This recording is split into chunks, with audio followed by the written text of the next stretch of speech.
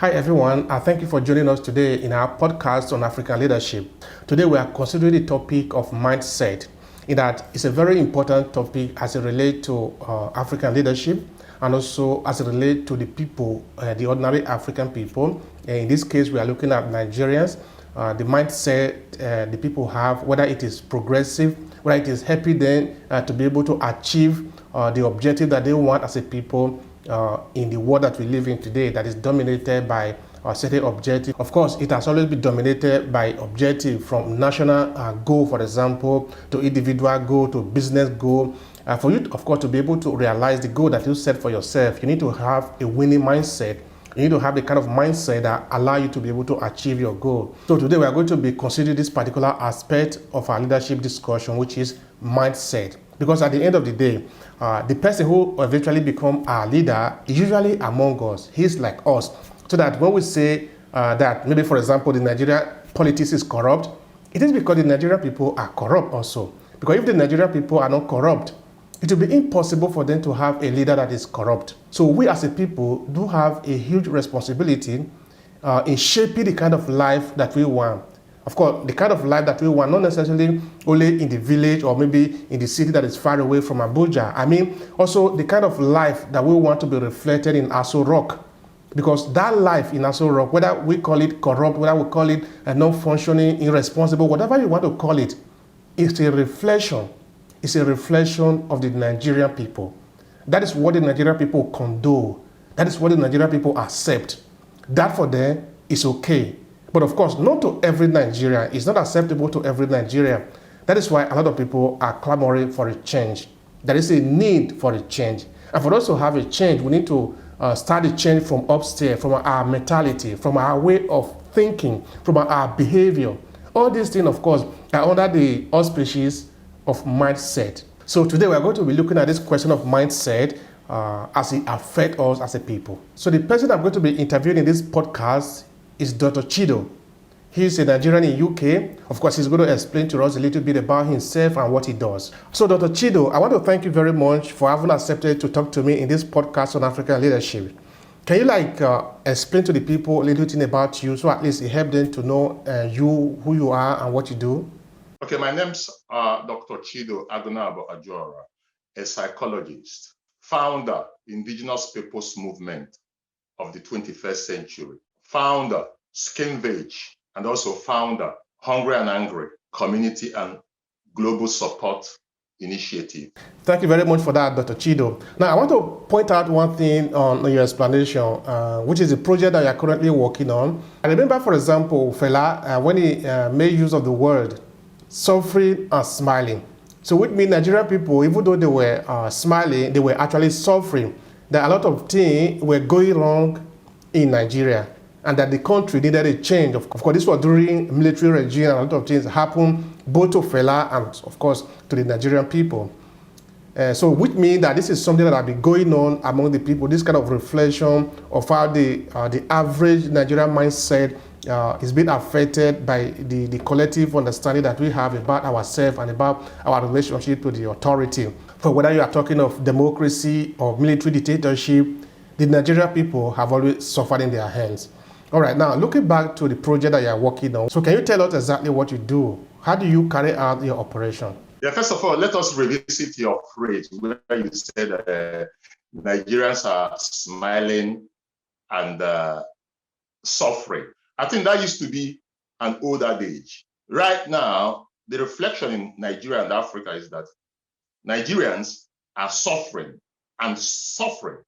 Back to the question about, Hungry and Angry NGO. Hungry and Angry NGO, like I said earlier, it's a global and community support initiative.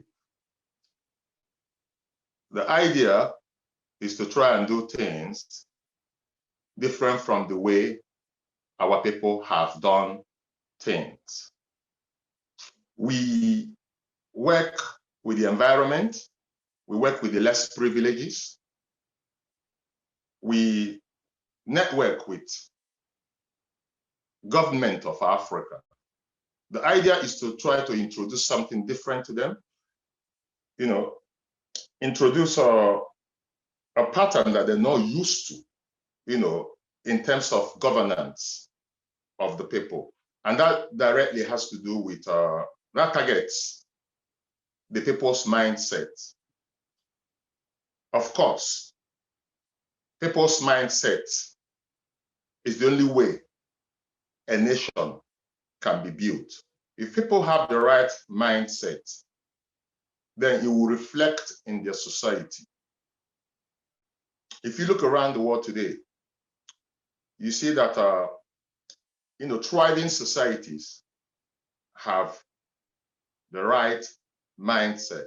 And mindset has to do with the people themselves, the citizens themselves, how they perceive their nation, how they look at progress or success, how they look at achievement. So that is very important. We all know that in Africa, successes are based on individual merits, not on collective effort. Are hungry and angry? We want to see if we can make people realize that their legacy is more important than monies that you have in your pocket, what you leave behind, your footprint. It's important. How much have you been able to change or influence the society where you dwell? It's also important. So hungry and angry, these are our challenges, and these are the goals that we champion. That is great. It's a way of challenging ourselves to be able to effect the change that we want. Of course, to be able to effect the change, we need to first of all change it from our upstairs, from the way we set up our mind, and what we think and what we become, what is important for us. How do we identify what is relevant and what is not relevant? How do we identify our objective and things like that? So that is definitely a project that needs to be encouraged. Now, looking back to the question of mindset, can you give a brief description of it, at least maybe to somebody who do not have a good grasp of the topic of mindset? Mindset is actually the way people think, the way people look at, their environment, the way they perceive their environment, what is important to them, what is priority to them. So these factors actually make up people's mindsets. And we believe that Nigerians and Africans do not have the right mindset to deal with the challenges that 21st century presents.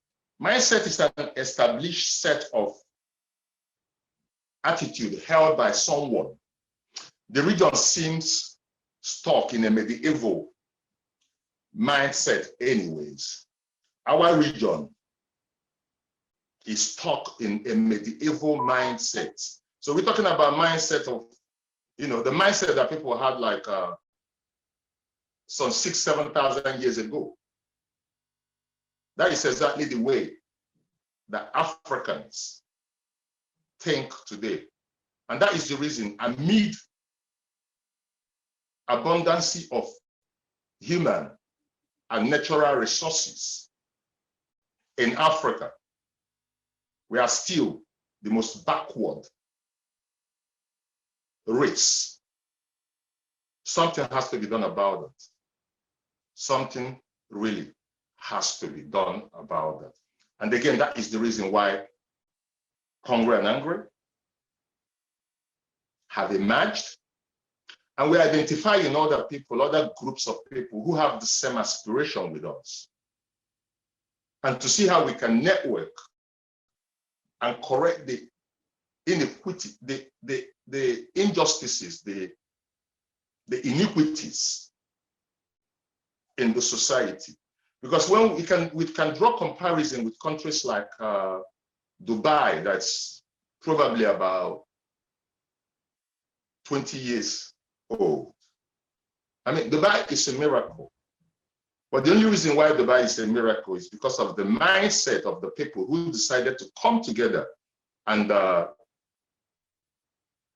convert a desert to a paradise. So why can't Africans have such mindsets? If Asians can develop a different mindset to tackle the challenges they face in their society, why can't we copy such model in Africa?